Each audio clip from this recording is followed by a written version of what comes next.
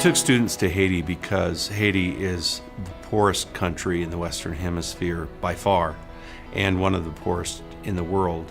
And yet it has more NGOs there, non-governmental organizations, than any other country in the world except for India. But it's so much smaller than India. It's sometimes called a republic of NGOs. And then especially after the earthquake of 2010, the need there is so dire. The poverty is acute, it's chronic, and there are so many needs. Everything has failed in Haiti in so many ways. The state has failed, the sanitation system has failed, the food system has failed, the housing system has failed, and so on. And yet there are so many different organizations there, including the United Nations and, as I said, thousands of NGOs, trying to remedy the situation, that it is in fact a perfect laboratory for our students to learn how that kind of poverty and all of its manifestations are dealt with and addressed, and what works and what doesn't work. The implications of the lack of funding. I wanted to come to Haiti to really understand poverty. In peace and justice studies, I'd studied a lot about poverty and understood it in an academic or logical sort of way, but it's different understanding it in a more emotional way, coming to Haiti and feeling it, getting a more intimate knowledge with it. I think that's the reason why I wanted to come. I wanted to understand poverty better than I did and understand what it means for me in terms of how I should live. I expected to take away a good sense of what it looks like to work for an NGO and what NGOs strive to do, what NGOs hopefully can accomplish. Haiti is, as people say, it's the poorest nation in the Western Hemisphere. So it's a great place to come, study what they do, how they do it, and I was hoping to leave with a good idea of what that looks like and what that is. What people take for granted when they live in rich countries is how everything works together so smoothly that you're not even aware of how everything works together. Politics, economics, food systems, health systems, educational systems, political systems.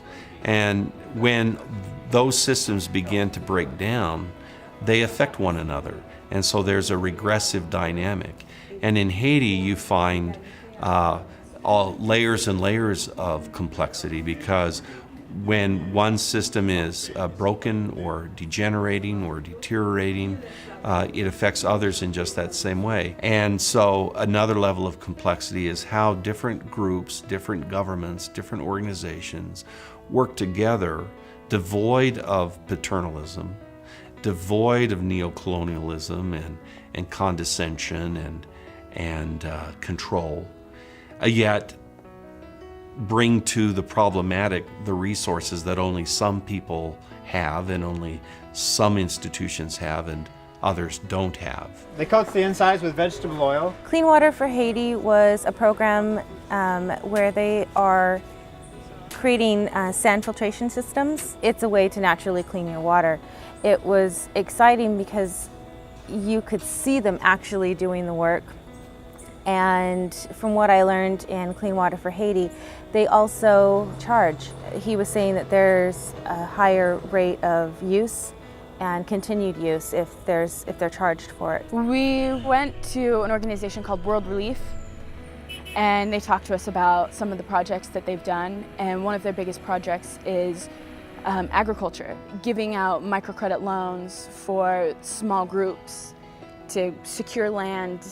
It's just rented land, but it's still land that they can grow crops on. But they walked us through and we got to this little shack with tin walls, a tin roof, where this family is living. And you could see that there was no water around. They had access to maybe irrigation water, but even at that, that's not clean water for them to be consuming. We went up to the Central Plateau to Miria Ballet, and we met with Fonkoze. They're a microfinancing organization that mostly helps women get back on their feet or help them through difficult circumstances.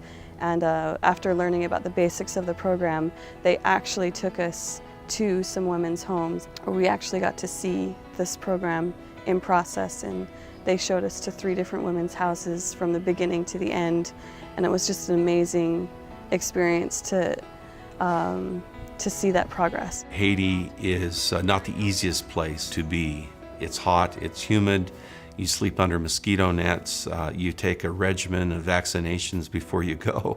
You have to worry about the water you drink, you have to worry about the food you eat if you're eating it, say, off the street.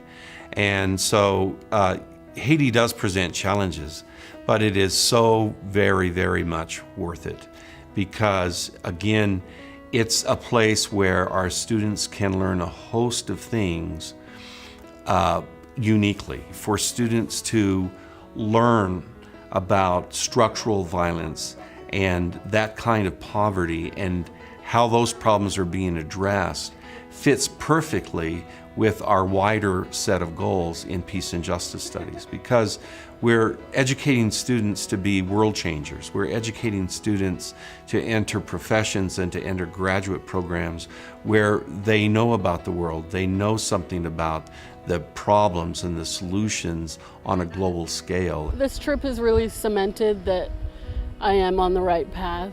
I've always thought that I really wanted to work for an organization helping other people, and I think coming here and seeing that help really is needed, and not only that, but there are people my age, younger, older, that are here and really making a difference, and that, this helped me know that I'm on the right path. I think this experience has changed me in a lot of different ways, a lot of beneficial ways. I don't think you can go through something like this and see what you've seen without going through a change. There's just no way. For me, it's been an incredible learning opportunity and just opened my mind so much to the realities of the world. This is an important piece of our overall plan, our overall pedagogy, and what we're trying to do to create, a first-rate peace and justice studies program.